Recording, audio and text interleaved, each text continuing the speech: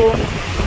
আমরা চেয়ারম্যান ঘাট দেখার উদ্দেশ্যে বেরোছি, কিন্তু এখন সন্ধ্যা হয়ে গেছে, কিছু দেখা যায় না। কিন্তু আজকে আসছি আব্বাকে নিয়ে চেয়ারম্যান ঘাট দেখার ইচ্ছা ছিল। আব্বা আম্মাকে নিয়ে আসলাম। এখানে একেবারে ভরা নদী আছে, খুব সুন্দর লাগতেছে।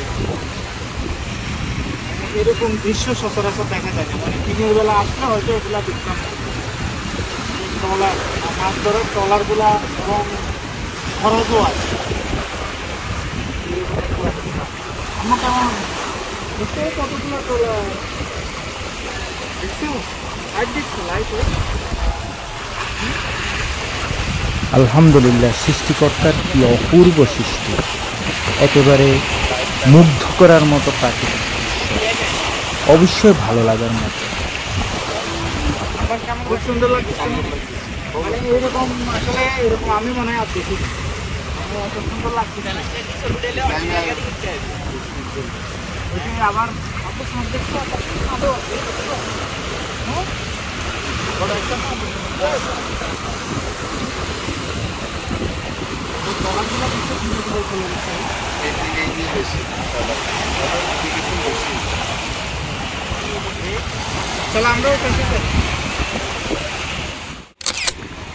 সন্ধ্যার পরে আমরা সেখানে পৌঁছাই, তখন নদীতে ভরা জোয়ার এবং মাছ ধরার ট্রলারগুলো তারা তীরে ফিরে আসছিল।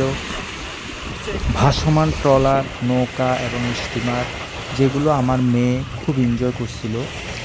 ব্যস্ততার কারণে আব্বু আম্মুকে কোথাও নিয়ে যেতে পারি না, ফলে তারা গিয়েছিলেন। যদিও সন্ধ্যার পরে তারপরেও প্রাকৃতিক দৃশ্য এবং মেঘের মধ্যে যে একেবারে ঝিলিক দিচ্ছিল আল্লাহর সৃষ্টির যে মুহূর্ত, চেয়ারম্যান ঘাট সত্যি আমাদেরকে ব্যাপক জমজমাট। খুব এখানে ভালো লেগেছে। চেয়ারম্যান ঘাট, এত মানুষ আর মাছের এত বাণিজ্য এখানে চলে, চোখে না দেখলে বিশ্বাস করা যায় না। সৌন্দর্যের জন্য খুবই বিখ্যাত। হাতিয়া উপজেলার মধ্যে পড়েছে, নোয়াখালীর দ্বীপ উপজেলা হাতিয়া। এখান থেকে মানুষ নদী পার হয়ে হাতিয়ায় যাতায়াত করে। কিন্তু কেমন লাগতেছে অংশ, যেমন আমরা মুগ্ধ হই, তেমন হাতিয়াবাসীর যে স্ট্রাগল, সংগ্রাম, সেটির জন্য অনেক আবার জমসম মর্মাহত এখানে। হই। তাদেরকে কত কষ্ট করে হাতিয়ায় যেতে হয়, সমুদ্র পাড়ি দিয়ে নানা রকমের চড়াই উতরাই পার হয়ে তাদেরকে তাদের ভূমিতে ফিরে যেতে হয়। জীবিকার তাদেরকে সব কিছু হয়তো করতে হয়, তারপরেও হাতিয়াবাসীর জন্য ভালোবাসা এবং